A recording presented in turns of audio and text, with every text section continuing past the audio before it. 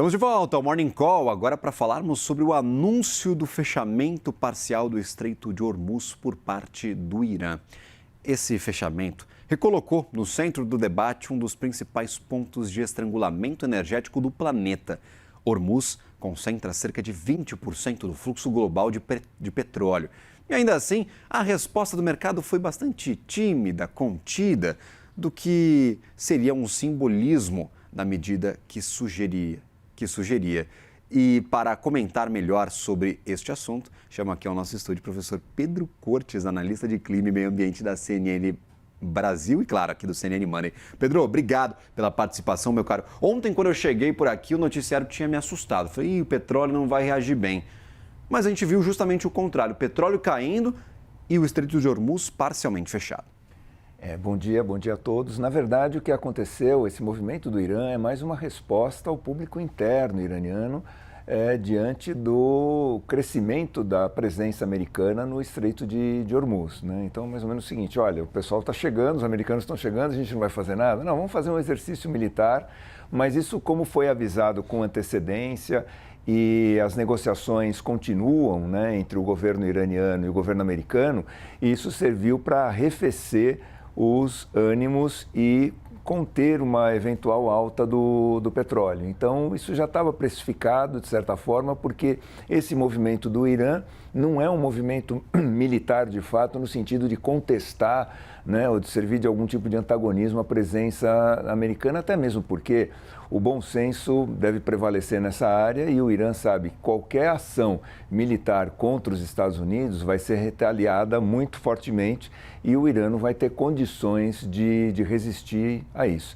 Eventualmente, vamos imaginar, caso ocorra algum tipo de escalada, isso seria mais em relação aos países limítrofes, né? Então, pequenas ações militares de provocação, mas não uma ação efetiva, principalmente contra os Estados Unidos. Então, baseado nisso, foi o que o mercado usou, como as negociações continuam, para conter qualquer eventual alta aí do petróleo. Perfeito. E as negociações, como você diz, elas continuam. São 2 semanas que os Estados Unidos se disseram dispostos a esperar para uma proposta formal do Irã que solucione os pontos de divergência dos dois.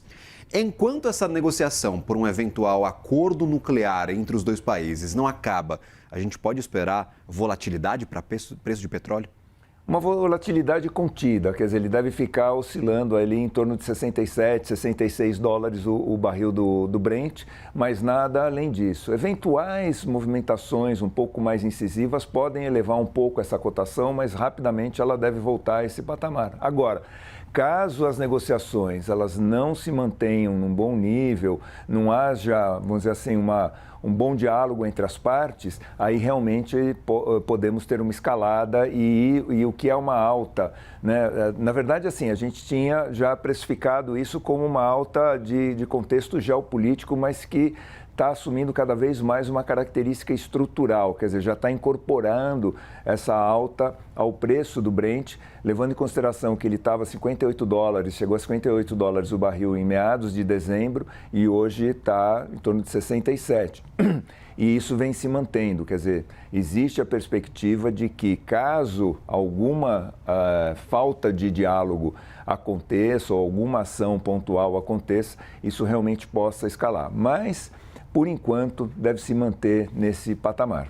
E aí tem uma âncora também, né, Pedro, que é o potencial ocioso da OPEP+ para produzir petróleo. Se subir muito acima desses 70 dólares, a galera abre as torneiras lá, joga mais petróleo no mercado para ganhar um pouquinho mais de dinheiro. Então a gente tem talvez...